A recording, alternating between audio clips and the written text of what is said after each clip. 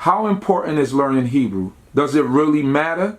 Is learning Hebrew imperative to discerning the Bible? Or can I just get a King James Version and rely on its accuracy? All right. Hebrew is very essential to understanding different concepts.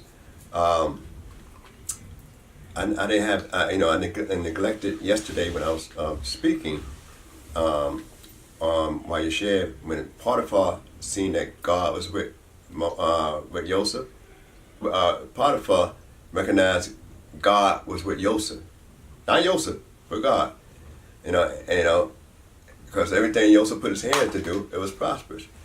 Whereas Laban recognized that his prosperity come from Yaakov through divination, and the word used there is nakashti.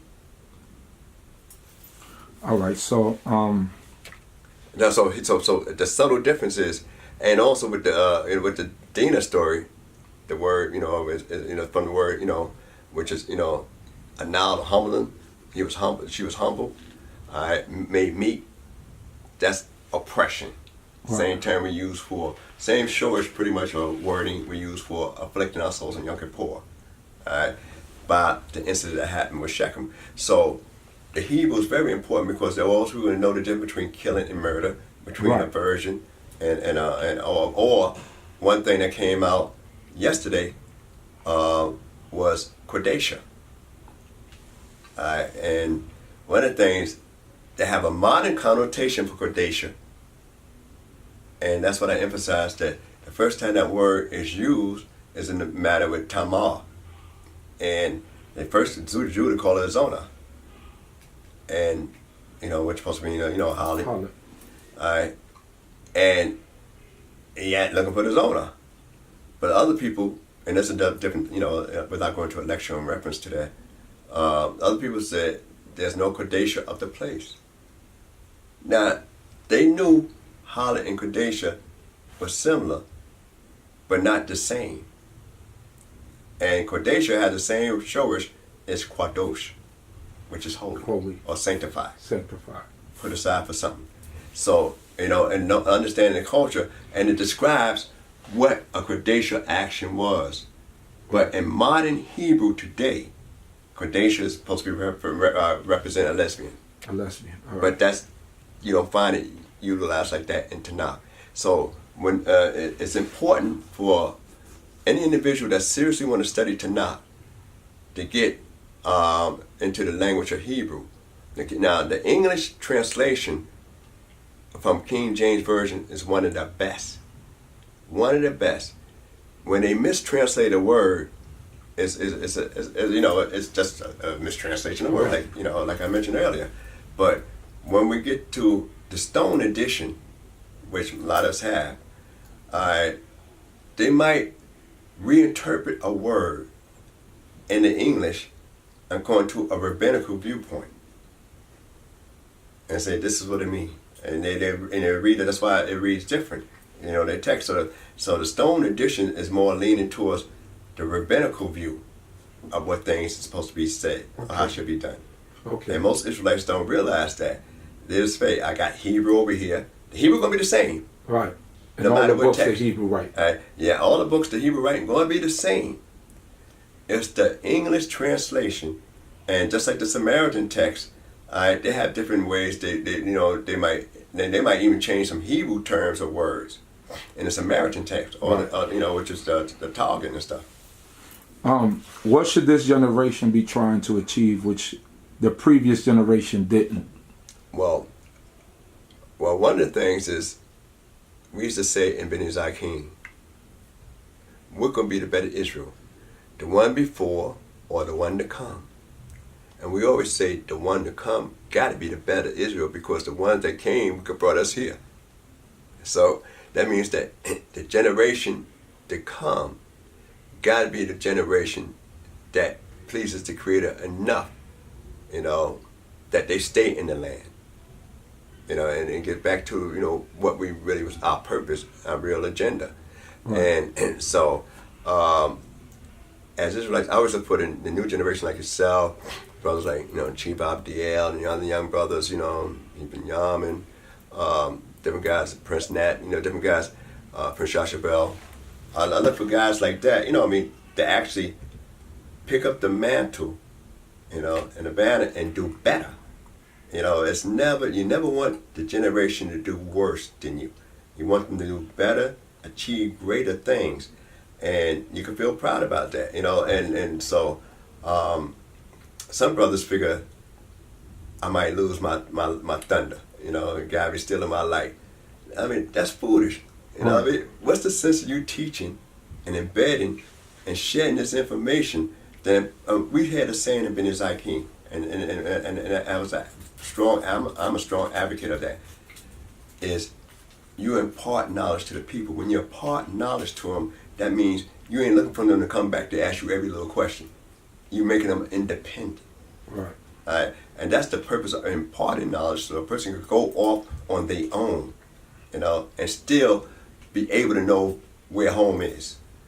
And that's one of the things, and that the Creator, through the prophecy, hit us with hard in the negative. So, an ox knows his master, and the ass is master crib. My people Israel do not know, they do not even consider. So the thing is that there's nothing wrong to go out. If you're going to go out into the world, then you got to, be independent enough to hold your own. My next question. Would you rather be fed or loved, and why? Fed or love? Actually, I'd rather, what did you say, fear? Feared. Okay, like feared. feared or Okay. loved. Oh, well. And why? Okay. Well, that is a real good question, because we are told in the law to fear the Lord thy God, then we are told to love the Lord thy God. All right. Now, when we're told to fear Him, all right, the word is used yirah, which means stand in awe. I don't want to look bad. I don't want to be caught with my pants down. It's not pakat, which means afraid. Right. All right. So when we're talking about fearing the Creator, it's had that strong reverence that I don't want to look bad in front of Him, and so that is necessary. You can love an individual so much, but you don't stand in awe and respect him that much. So you don't mind. I say, okay, I love you still just the same, but I'm gonna show my behind. All right. So if you love them deeply enough and love the way, you appreciate the individual so much that you don't want them to feel bad about thinking about you. So the thing is that, and pointing out that using the Creator as the reference point, is that I don't want to look bad. I mean, when you fear the Creator, you stand in awe of Him and saying, look, I'm considering what He thinks about the situation and what He might have said concerning the situation. When you love Him, saying, okay, I love Him, whether you whip my behind or whether He save me or don't save me, I love Him simply because He's the Creator Himself, and therefore I'm gonna do my best to try to show Him I appreciate Him. All right. So one, on the other hand, I don't want to look bad in front of Him. The other one is I'm gonna show appreciation.